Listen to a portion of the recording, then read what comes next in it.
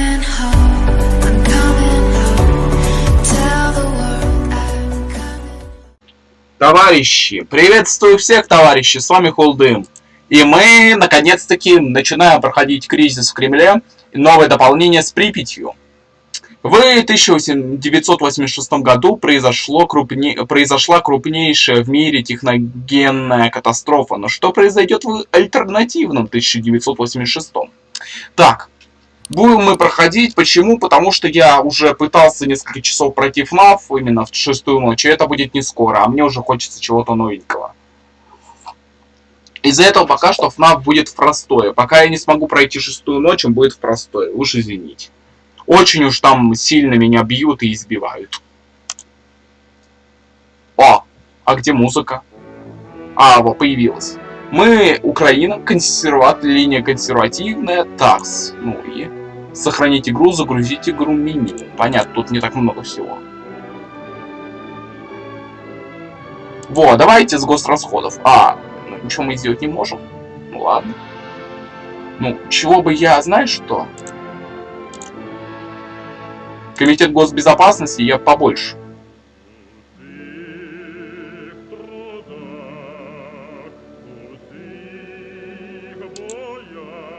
Поддержка населения, борьба с коррупцией, это очень полезно.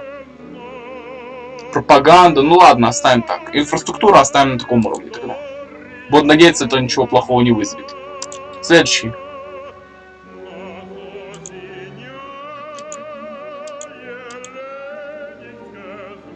Давление сцел, глубокая перестройка приписки. Вот. Новый мудрый вождь.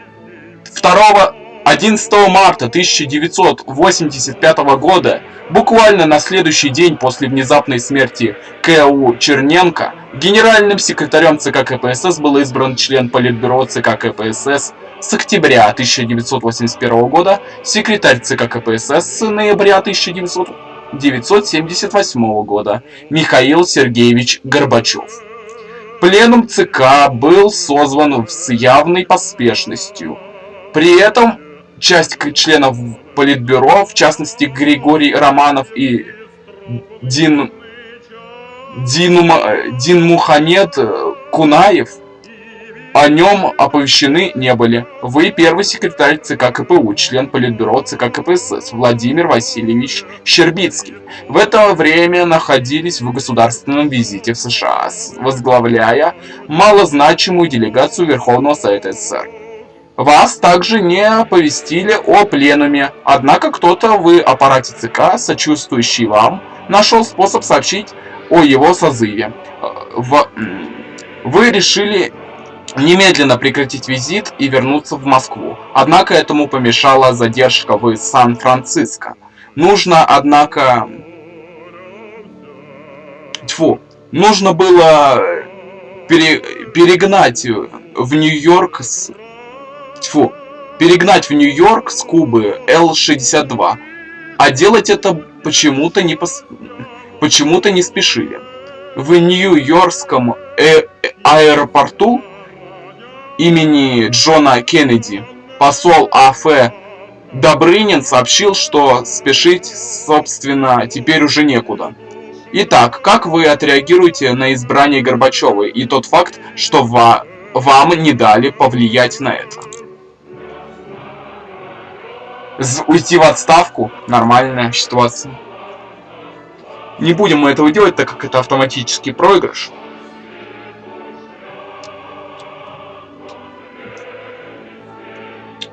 Затаиться в ожидании. Не будем мы поддерживать Горбачева, пошел он нафиг.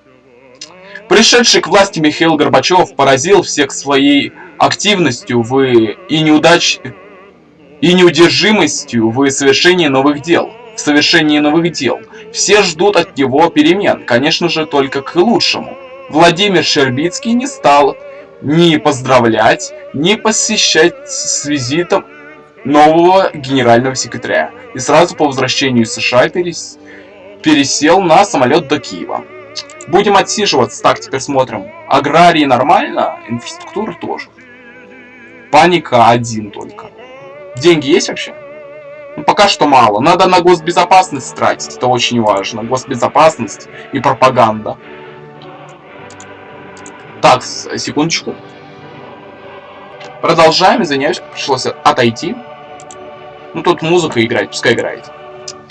Кончина албанского Сталина. Сегодня в возрасте 76 лет умер Эрванд Ходжа, первый секретарь ЦК Албанской партии труда, последний соратник Сталина в Восточной Европе и бессменный лидер албанского народа. Может, самое время попытаться наладить отношения между Украиной и Албанией, чтобы увеличить влияние нашей республики и в Советском Союзе, и в мире. Мы не можем обойти это событие стороной.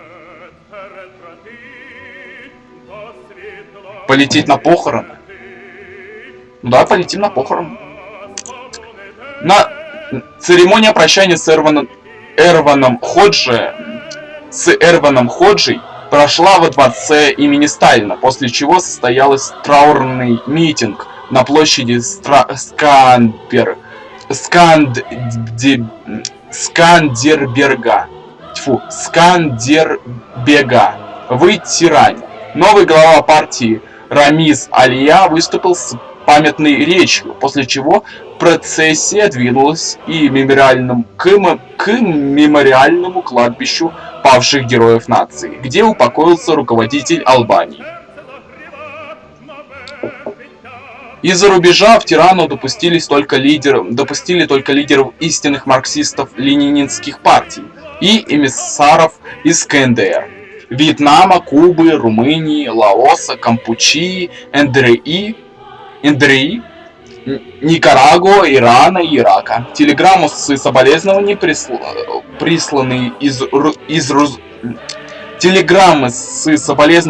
присланы из зарубежных стран, в том числе из СССР, Италии и Югославии, кроме соболезнования от Ф. Кастро, Н. Чаушеску и Ким Ир Сена, албанцы принимать отказались. Нашу делегацию во главе с товарищем Ляшко албанская сторона не допустила до участия в мероприятиях.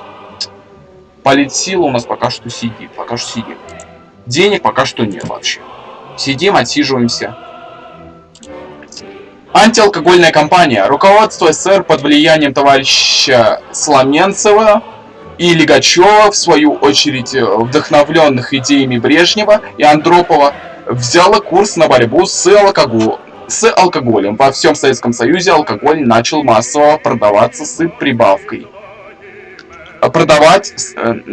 Массово пропадать с прилавков. Следом начались атаки на виноградники, и сахарное производство СССР также должно проводить эту политику.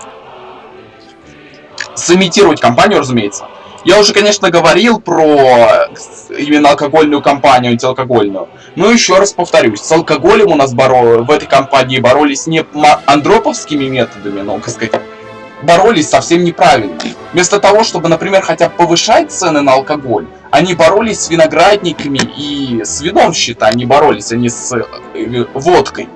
Они срубали виноградники, что вредило, например, Молдове, например. Молдова, это, кажется, у нее вся экономика, там огромное количество людей работало на виноградниках, и их всех вырубили просто из-за этой антиалкогольной кампании. Вот. Мы не получили ничего хорошего от нее, от этой кампании. Потребление алкоголя у нас не уменьшилось, и вдобавок еще и, недовольство населения крайне возросло, особенно в Молдове.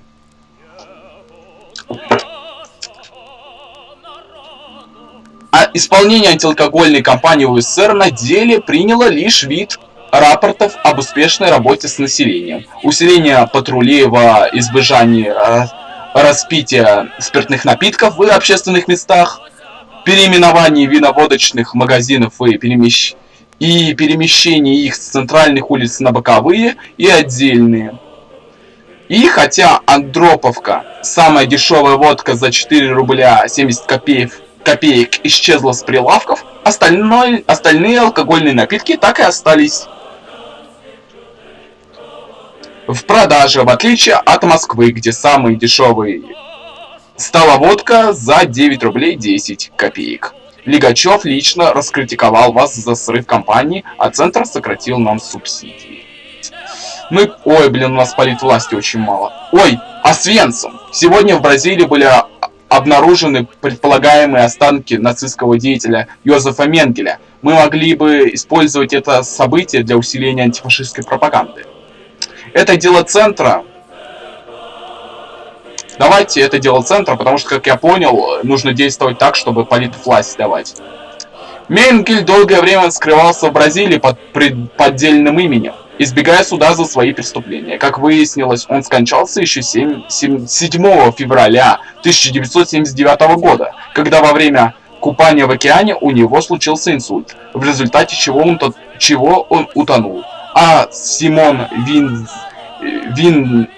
Визенталь и Моссад вышли на след преступника еще во время поисков Адольфа Эйхема, но не рискнули его похитить. Ясно. Деньги вообще есть? Да ни хрена. Отсиживаемся. Уровень жизни нормальный, инфраструктура держится.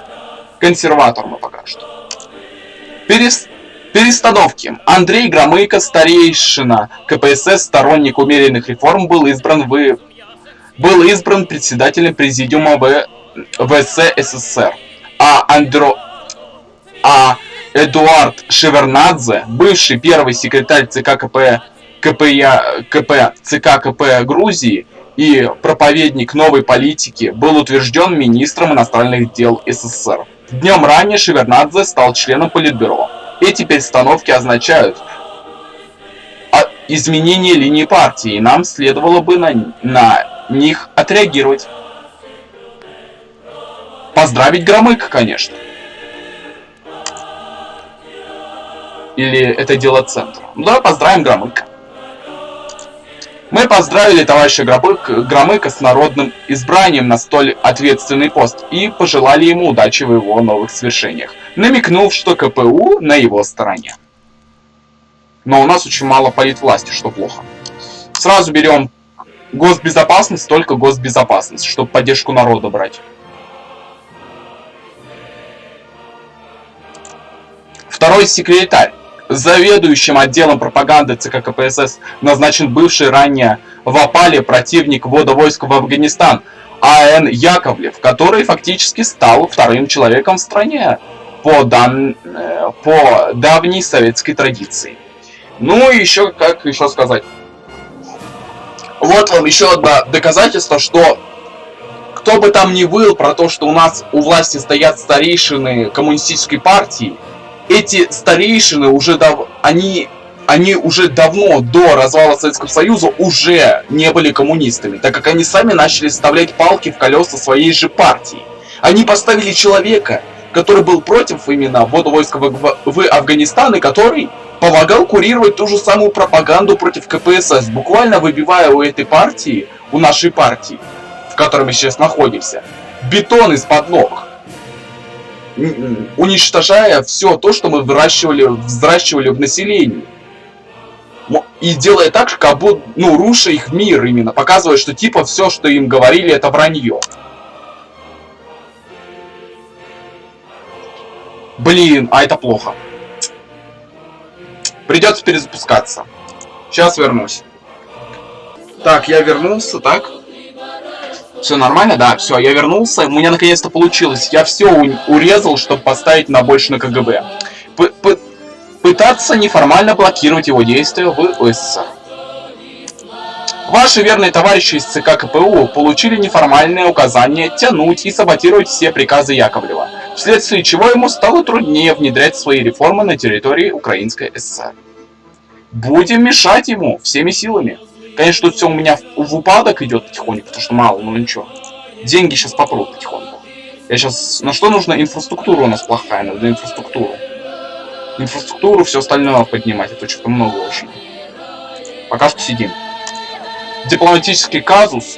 Великобритания высылает из страны 25 советских дипломатов и других официальных лиц, обвинив их в шпионаже. Мы можем это использовать как повод для проведения агитации.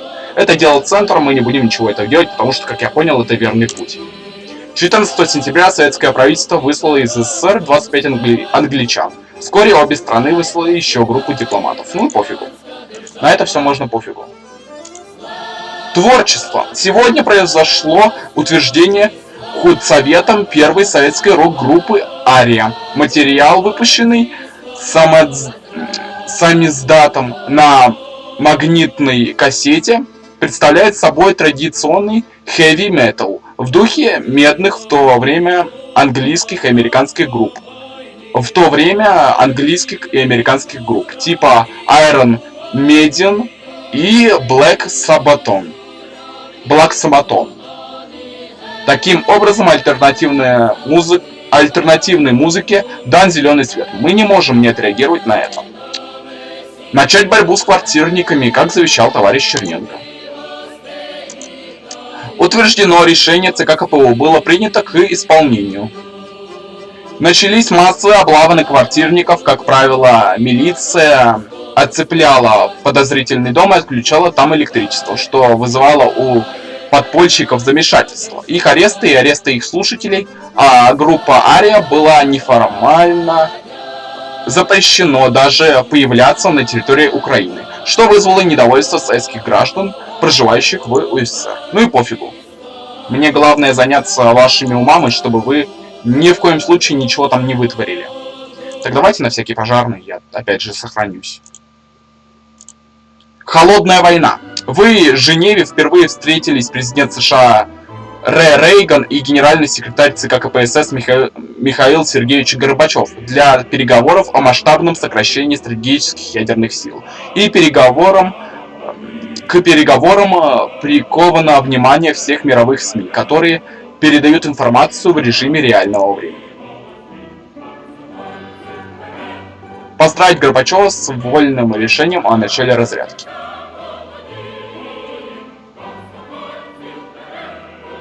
Ну давай поздравим. А может нет? Или поздравить. Это дело центра. Первая после долгого перерыва встречи советского и американского лидеров, состоявшаяся по инициативе США в Женеве в ноябре 1985 года, не принесла практических результатов. Тем не менее, Женевский саммит подвел черту под определенным историческим отрезком, когда США вовсе отвергали диалог, предпочитая грубое давление на СССР. Ну, действуем по старой тактике, мы не будем ничего говорить. Инфраструктуру, а то она как-то падает очень быстро. А это недовольство населения, а это плохо. Довольство населения падает, это плохо. Кругом одни марксисты. Английская церковь публикует доклад «Вера в городах», критикующая правительственную политику в вопросе о гетто в крупных городах. Представители правительства называют доклад марксистским. Нет, это дело центра. Никакой реакции на этот доклад не последовало, и вскоре о нем все забыли. Ну и пофигу, мне нельзя тратить политвласть куда попало, мне главное сейчас тратить ее на другие вещи. Новое лицо, МС Горбачев и Рейган обратились с традиционной новогодней речью к народам, соответственно, США и СССР, демонстрируя стремление снизить накал противостояния между двумя сверхдержавами. Сорвать телевещание на территории УССР? Давай сорвать телевещание на территории УССР.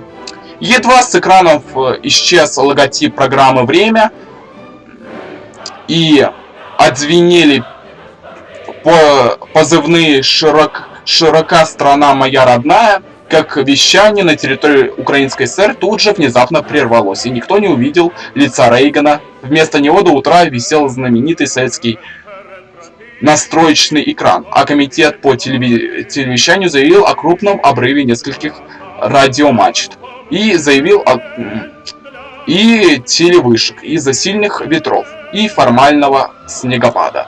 Вот так вот мы поступили. Я буду всеми силами сопротивленец. Я сопротивляюсь вообще всеми силами новому курсу.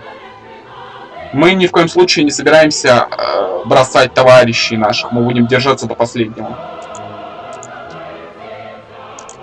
Ускорение. На Это какое? 27-м съезде КПСС в начале 1986 года задачей номер один было признано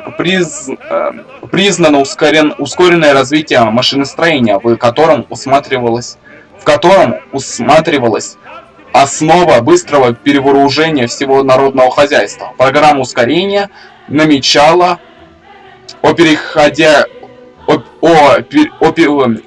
намечала опережающее в 1,7 раз развитие машиностроения по отношению ко всей промышленности и достижение ими мирового уровня уже в конце 90-х годов. Слишком мало политсилы, опять придется мне переигрывать. Так, вернулись, у меня получилось. Пришлось провести именно месячник. Блин, сейчас я кое-что сделаю. Так вот, я тут, извиняюсь. Я решил начать месячник именно про американскую культуру, так как отчасти, по правде, я, конечно, иду по жесткому пути, но, честно, против американской культуры я ничего не имею против. После выступления взбудоражившего населения в Украинской ССР начался американский культурный месячник.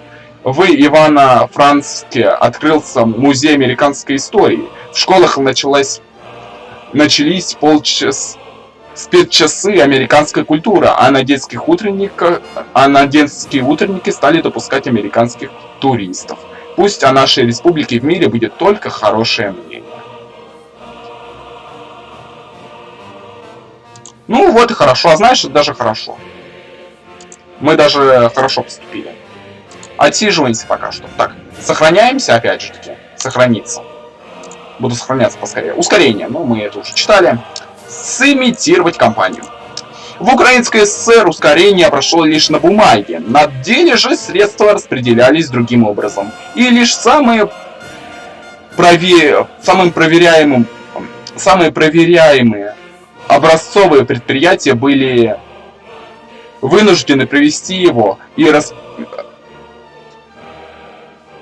рапортовать в Центр о таком же провале, что и в других республиках. МС Михаил Сергеевич Горбачев выступает на пленуме ЦК КПСС. В реальной жизни, как мы видим, развиваются не только позитивные тенденции, они, разумеется, доминируют в обществе, но действуют и тормозящие факторы, на которые наталкивается процесс перестройки. Подчас они носят объективный характер, но чаще всего идут от инерции, от застарелых привычек, застывшей психологии. Сегодня активно проявляют себя те, кто твердо встал на позиции 27-го съезда. Немало и таких товарищей, которые политически понимают необходимость работать по-новому, но просто не знают, как это осуществить практически. Мы не можем не замечать и тех, кто еще не понял сути идущих перемен, кто вынуждает или не верит в успех задуманного партией экономического и политического поворота. Я бы сказал, что и сама перестройка идет пока медленно. Центр сократил нам субсидии. Ну и пошли нафиг этот центр, пошел он нафиг. Никаких, перестроек, это сейчас так долбанет по нашей стране.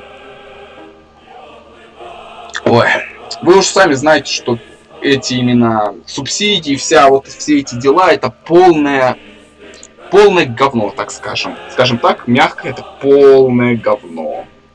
Прям полное. Ой, это полное говно, скажу я вам, честно. Вот. Это полное говно. Будем продолжать идти своим путем. Пошли нафиг все эти жалкие реформаторы. Первая чистка партии. Пленум ЦК КПСС с подачи Горбачева и Яковлева санкционирует значительные кадровые перестановки в составе ЦК и Политбюро. Начинаются отстранения от управления и вывода из состава руководства партии лидеров консервативного крыла Романова, Гришинова и других. Вот вам еще одно подтверждение, что те, кто нельзя назвать коммунистом того, кто сидит в КПСС. Ну как сказать? нельзя сразу говорить про человека, что он коммунист, просто потому, что он в партии состоит. Понимаете? Это то же самое, что считать, что, ну, то же самое, что кто-то говорит, что национал-социализм это, блин, социализм. А по-настоящему, если углубиться, это ни хрена не так. И то же самое и про людей. Вот, ратовать за назначение отстраненных на посты в УССР. Давай. Выведенные из состава Политбюро и ЦК КПСС личности в основной своей массе договорились с товарищем Щербицким и перешли на работу в состав ЦК КПУ и на более мелкие должности, вроде бюро горкомов и обкомов. Так, Виктор Гришин стал членом бюро Киевского горкома КПУ и Николай Тихонов Полтавского, тем самым упрочив нашу власть на местах, но вызвав народное недовольство. Ну и пофигу, у нас все хорошо в стране. Мы сопротивленцы, мы против реформ. Никаких реформ. Знаешь, можно даже уменьшить. Давай я уменьшу чуть-чуть. А во что мне вообще влить эти деньги? Аграрии все в порядке, уровень жизни тоже. Паника у нас тоже на нормальном уровне. Ну, давай политвласть все-таки я не буду убирать нафиг. Оставимся так. Катастрофа. Как я и говорил, Киев, Михайловская площадь, лично товарищу Щербицкому. Срочная и секретная информация. На Чернобыльской АЭС Киевской области УССР произошло разрушение энергоблока 4. Оно носило взрывной характер. Реактор РБМК-1000 был полностью разрушен. Частично обрушилось здание облака. Начался крупный пожар, и в окружающую среду было выброшено большое количество радиоактивных веществ. Сама катастрофа негативно отразилась и на жителях Белорусской ССР. Ситуация критическая. Жители города Припять и Чернобыль уже знают о взрыве. Велик риск политического бегства людей, панического бегства людей и дополнительного распространения радиации. Из центра идут директивы не разводить панику.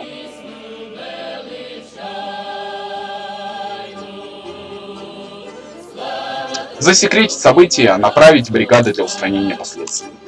К станции, потому что, как я и говорил, я посмотрел, это, ну, скажем, как я понял, тут в моде, я бы, конечно, попытался бы, как-то сам, как сказать, по моему мнению, это все-таки верно. Нельзя им разглашать людям и на Западе про нашу катастрофу. Они сразу же начнут пропаганду против нас. И наше именно то, что вот к чему приводит социализм. А во-вторых, это вызовет у людей панику. Даже маленькая долька информации об этой катастрофе вызовет очень плохие последствия.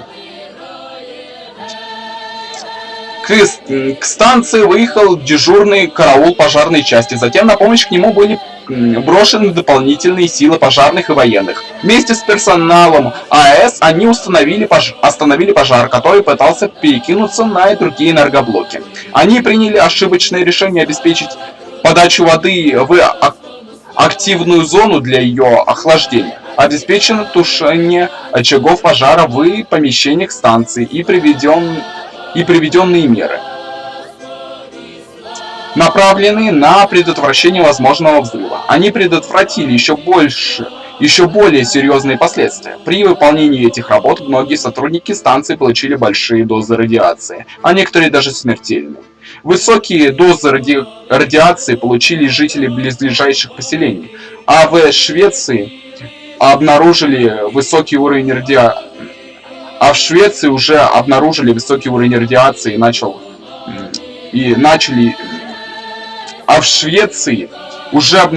высокий уровень радиации и начали искать его источник.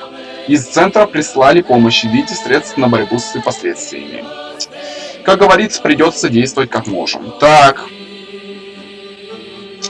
Давайте социалку поднимать. Что ж поделаешь. Первомайская демонстрация. Чернобыльская АЭС находится в 110 км от Киева. Приближается 1 май.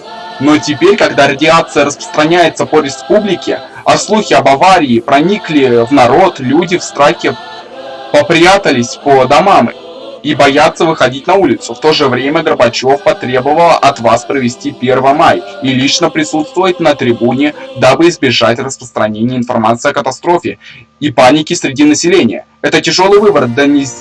Дозиметристы уже установили, что уровень радиоактивных веществ в Киеве превышает допустимую норму. Итак, что же важнее, жизнь людей или лояльность руководства? Придется привести и присутствовать лично. Придется. В Киеве и других городах Украины и Белоруссии проводились праздничные демонстрации. Почему я это делаю? Да потому что, так все-таки все тут устроено. Я не смогу сопротивляться, это сильный дебаф даст. Праздничные демонстрации и гуляния, посвященные 1 мая. Лица, ответственные за утаивание информации, объясняли впоследствии свое решение необходимостью предотвратить панику среди населения и ссылались на указания из Москвы. Первый секретарь ЦК КПУ В. Шербицкий, организовавший проведение в Киеве первомайской демонстрации по указанию МС Горбачева, не просто лично стоял на площади Октябрьской революции, но и даже провел на демонстрацию своих внуков. Глава республики успокоил людей и личным примером призвал не бояться радиации.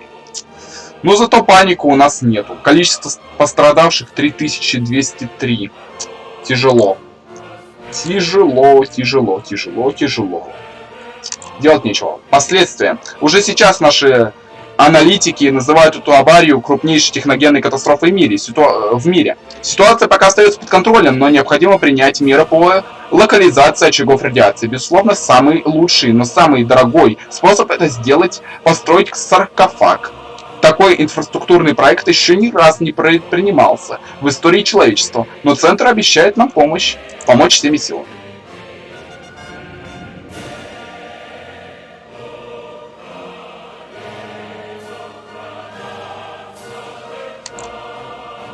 Давайте бросить все силы на возведение долговечного саркофага на ДС.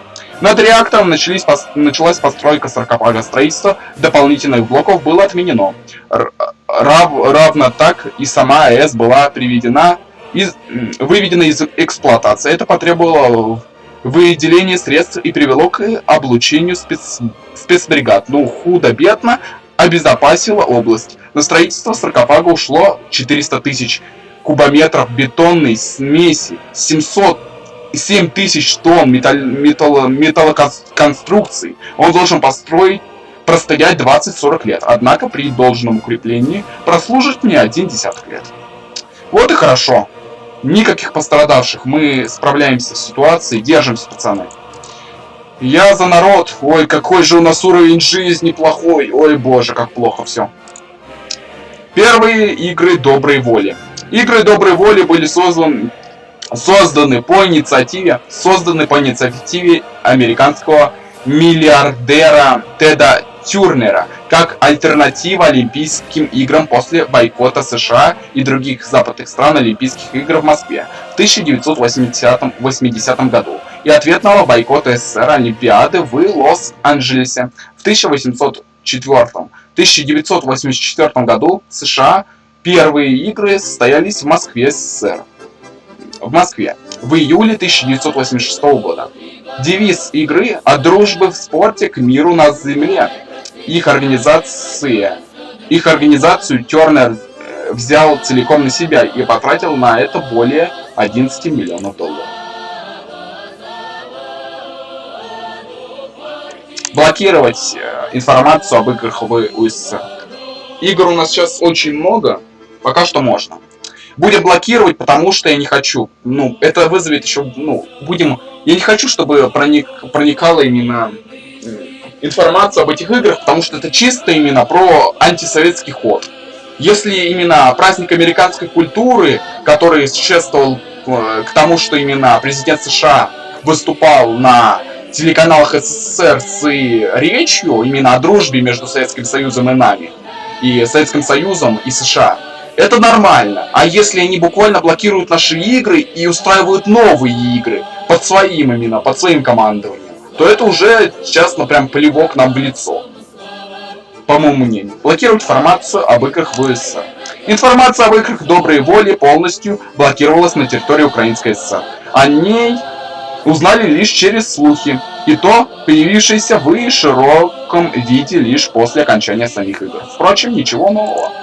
Мы боремся с этими чертовыми слухами и западными капиталистами. Никогда мы не сдадим довольство народа, смотрите, какое хорошее. И погибших, смотрите, 3500, конечно, много, но не так много. Паника более-менее. Паники немного. Еврейский вопрос. В Хельсинки, Финляндия, проходит первый за предшествующие 19 лет переговоры между СССР и Израилем по вопросу о положении евреев в СССР.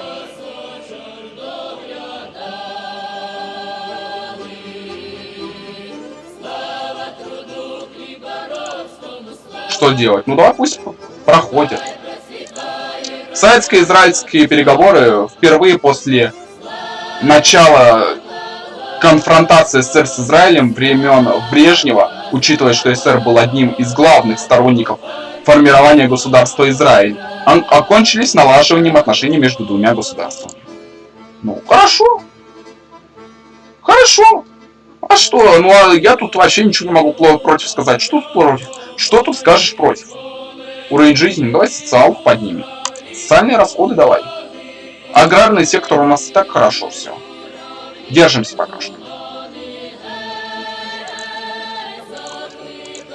Ядерный реванш. Глава лейбористской партии Великобритании Нил Киннок обещает, что будущее лейбористское правительство добьется закрытия всех американских ядерных баз на территории Великобритании. И это на фоне заявления Горбачева о моратории и ликвидации ядерного оружия с средней и дальней дистанции за 15 лет.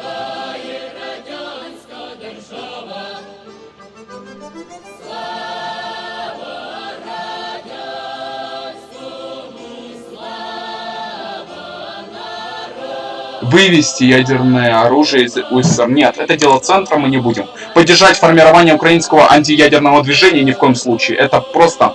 Это буквально крест ставит на всей нашей стране. Вы сами знаете, что случилось с Украиной, хоть, конечно, что случилось с Украиной, как только она лишилась ядерного щита. И что грозит России, если она лишится ядерного щита? Это вам ответ. Нас сразу разберут на кусочки. И в том числе и сейчас, если мы лишимся ядерного оружия или поддержим, чтобы у нас в стране выросли эти антиядерщики, которые буквально ставят под крест на существовании нашей страны. Это вообще, считаем, мы будем стрелять себе в ногу.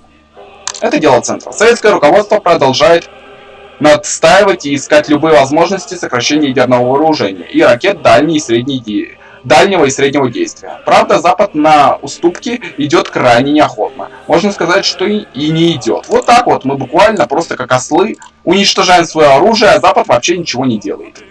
Вот так вот. Блин, надо наш дорогой чувачок поддерживать. Новое начало. Краткосрочные последствия аварии, к огромному счастью для нас и всего мира, удалось... Подожди, что там мне высветилось? Подождите. Секундочку. Что мне высветилось там? Я потом посмотрю. Пипец, что-то интересное. Подождите секундочку. Подождите секунду. Я так чисто на секундочку. Пипец, чуваки, это был второй уровень проблемы у СССР. Получается, именно второй уровень именно катастрофы на Чернобыле. И это достижение есть лишь у 7% игроков. Вот это мы справились со вторым уровнем даже. Я не думал, что у нас второй уровень выпадет. Нормально. Краткосрочные последствия аварии, к огромному счастью для нас и всего мира, удалось успешно локализовать. С долгосрочным же мы справиться почти не можем, так как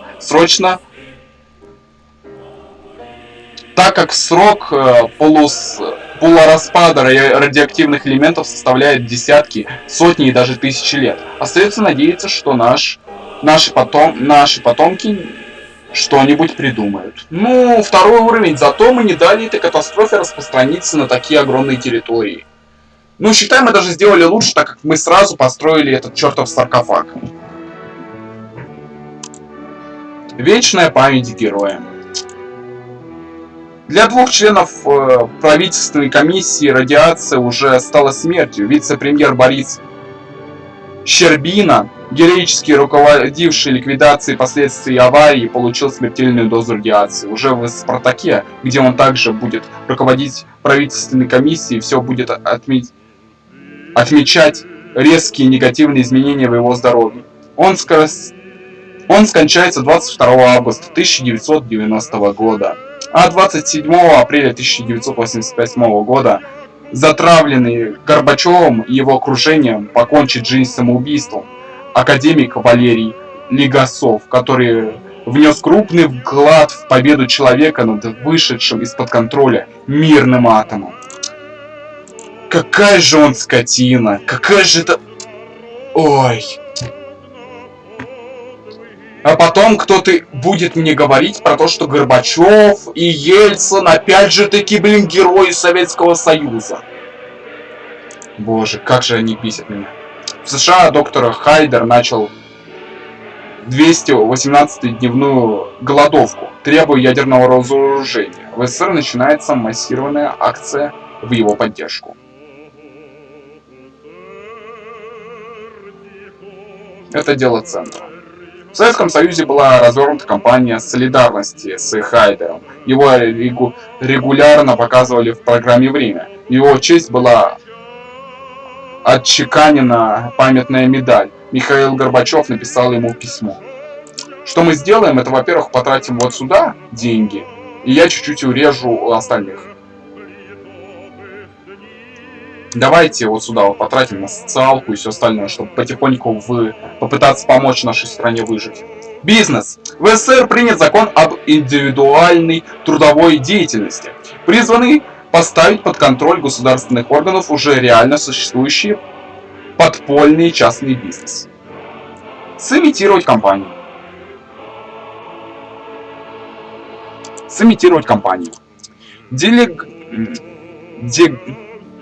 Легализация индивидуального предпринимательства стала лишь имитацией на территории Украинской ССР, где получению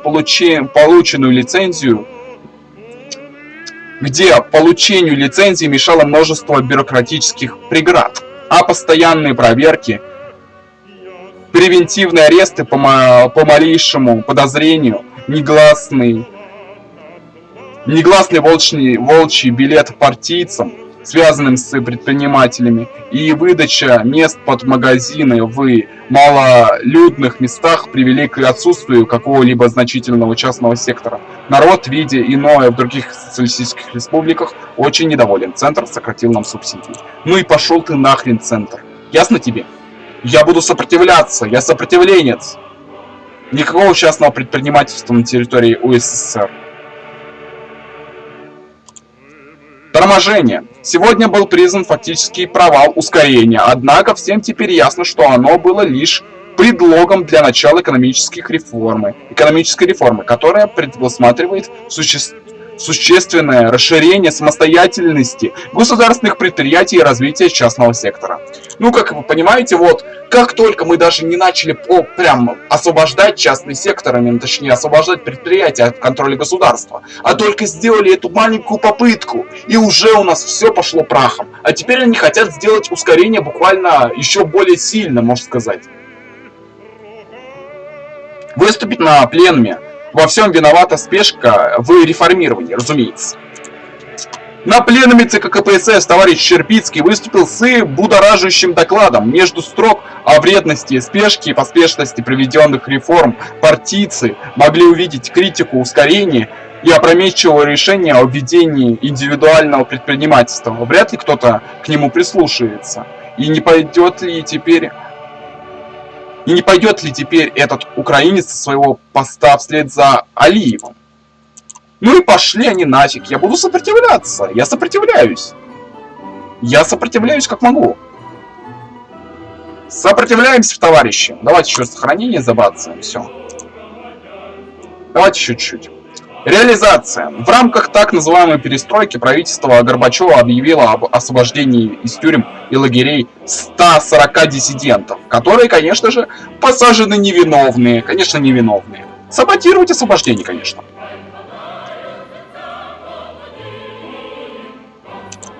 Любая информация об освобождении диссидентов была заблокирована на территории Украинской ССР, и нашим правительством был утвержден неформальный запрет на въезд всех администрированных. На выезд всех администрированных. Готово. Просто и легко. Сопротивляемся. Смотрите, у нас уже уровень жизни растет. Вот-вот. Вот что делает старый добрый наш социализм. У нас все нормально с экономикой, у нас нормально с сельским хозяйством. Мы живы. Гласность. Сегодня партийное руководство во главе с Горбачевым начало внедрение гласности. Политики максимальной открытости в деятельности государственных учреждений и свободы информации. Саботировать гласность, конечно. Реализация гласности фактически не исполнялась на территории Украинской ССР, где все еще сохранялись информационные запреты в партии и СМИ, а регистрация свободных движений и СМИ подвергалась таким бюрократическим препонам и массовым проверкам и затягиванием в типографиях, что независимые инфослужбы перестали существовать, еще не пропустив даже первый тираж. Еще не выпустив даже первый тираж. Ну, как я и говорил, полная гласность, как бы вам не нравилось, но полная гласность для нас это смерть. Вы же понимаете, для нас это смерть. Вот. Потому что, опять же таки, эту полную гласность используют диссиденты, наши именно партийцы из КПСС, реформаторы, которые начнут промывать мозги нашим людям и говорить о том, что нужно именно, о вредности социализма и КПСС. Ну и опять же таки, посмотрите, в чем мы сейчас живем. Серьезно, хоть оглянитесь. Посмотрите, почитайте, что у нас с экономикой сейчас, что у нас творится с Украиной. Вот то, что сейчас творится, война на Украине, как ни странно, это все из-за того, что СССР распался. И реформаторы в КПСС, чертовы имена, оппортунисты, не социалисты они, а оппортунисты, развалили всю эту страну, развалили всю эту огромную страну и уничтожили главную идею, которая держала все народы в мире, о дружбе народов и совместном именно рука об руку создании социализма. У нас сейчас этого нет, мы все разъединены, и нас всех теперь сталкивают на этих чертовых войнах братоубийственных.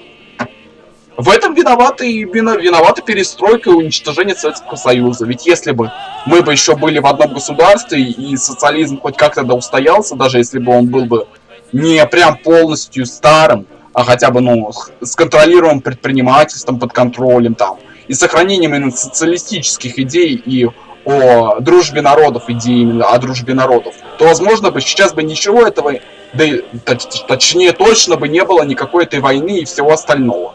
Да и экономического нашего краха тоже бы не было. Буду надеяться, меня сейчас не забанят за то, что я говорю. А то меня очень хорошенько так побьют. Уровень жизни у нас вообще растет бешеными темпами. Выборы, кандидаты.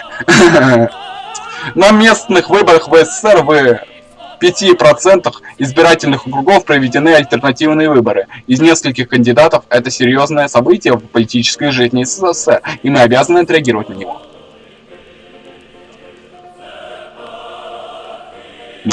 Финансировать избирательную кампанию консервативных кандидатов. Благодаря финансированию первой советской широкой популистической избирательной кампании большинство альтернативно выборных мест, особенно в восточных областях в Крыму, заняли сторонники торможения реформ. Отлично. Отлично, справляемся. Свобода. Диссидентское движение в СССР преобразуется в движение неформалов. Моссовет принял временные правила организации и проведения собраний, митингов, уличных шествий, демонстраций и иных мероприятий на улицах, площадях, проспектах, в парках и садах, скверах и других общественных местах города Москвы. Это означает снятие запрета на свободные митинги в Москве. Игнорировать. Страна впервые с 1917 года воочию увидела, что такое демократия толпы. От беспрерывных митингов всевозможной оппозиции нет покоя, а новые диссидентские движения начинают все больше и больше бороться за права на свободные от присутствия милиции и необходимости их согласования, митинги и альтернативные политические партии. Ладно, хоть у нас в республике пока все спокойно. Это точно, пока что мы еще живы, товарищи, пока что мы живы. Уровень жизни у нас 60, у нас очень хороший уровень жизни.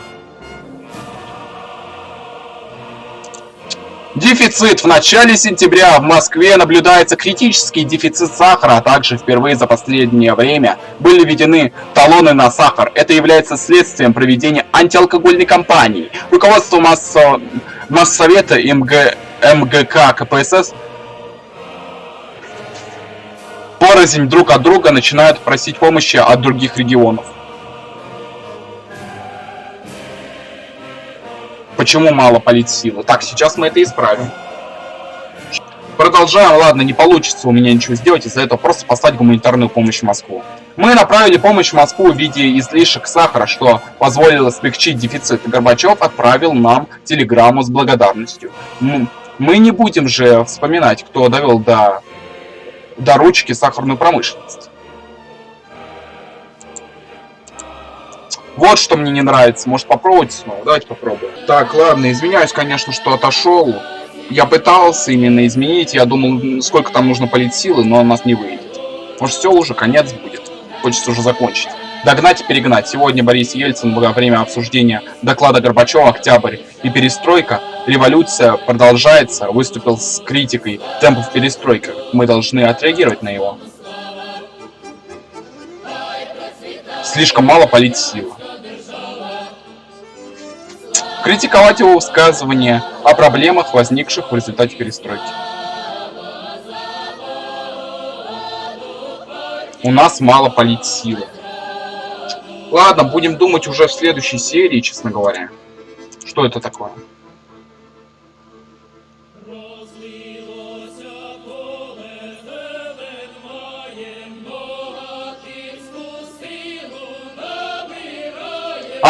Пока я именно выбрал тот путь, именно что мы критикуем Ельцина. Пока ошарашенный Лигачев подбирал слова для возражения, в полемику с Ельциным вступил товарищ Щербицкий, полностью разгромив его выступление, указывая на ошибки, правые перегибы и поспешное внедрение реформ, ускорение, дефицит и провал кампании, индивидуального предпринимательства, рост коррупции, появление новых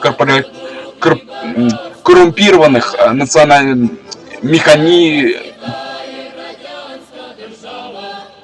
коррумпированных махинаций, новые траты бюджета и гласность, рост национализма и попытка реставрации фашистских движений. Он был поддержан Лигачевым и Громыкой. Даже Горбачев был вынужден уступить. Все это закончилось исключением Ельцина из рядов КПСС. Ну и хорошо.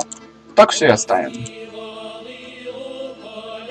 Все пока что хорошо. Ладно. Слабое место. Сегодня американский доллар упал до минимальной отметки относительно курса основных мировых валют за всю историю существования США. Выскажитесь по этому поводу.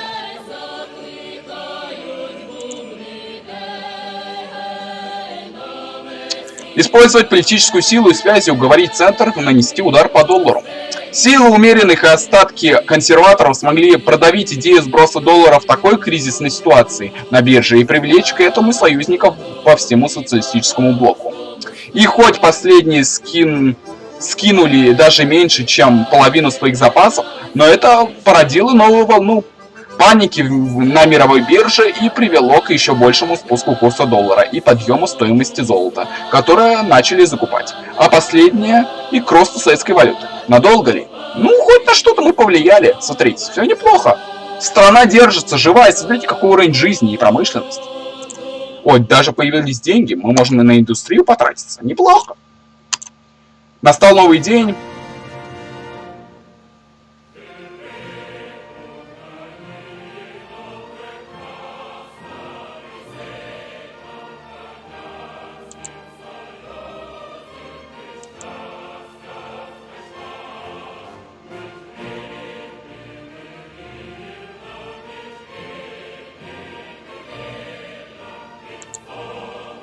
Ладно, мы закончим здесь, так как уже очень много времени прошло. Да, надо уже заканчивать. Ну что ж, очень большое видео вышло. Ну уж простите, просто мне очень нравятся все эти вещи. Я, конечно, говорил меньше, потому что большая часть всех реформ я разгромил еще в первом прохождении за СССР. Вы можете посмотреть. Там я уже много высказывался о всех этих реформах и даже повторился по поводу именно антиалкогольной кампании. Буду надеяться, вам понравилось. Пожалуйста, я очень прошу. Скорее всего, меня опять будут именно... Мне будут именно тыкать именно правообладатели по поводу музыки. Я очень вас прошу. Если вам нравится «Кризис в Кремле», показывайте это. Пишите комментарии, ставьте лайки. Покажите, что вам нравится эта игра и вы хотите ее еще больше. И так вы вдобавок еще поддержите мое видео, чтобы оно не ушло, чтобы оно хоть как-то продвинулось в Ютубе, а то Ютуб мне все убьет из-за этой чертовой монетизации, именно, точнее, тьфу, из-за этой гребаной именно претензии на авторские права. Спасибо всем, спасибо, что услышали. Загляните в описание, там будет ссылочка на мой Discord сервер и на Discord сервер на Доки Доки. Заглядывайте туда, буду рад вас там видеть. Пишите комментарии о новых играх, если у вас есть предложения. Буду рад их услышать. И другое свое мнение высказывайте. И с вами я, конечно же, не прощаюсь. Скоро увидимся.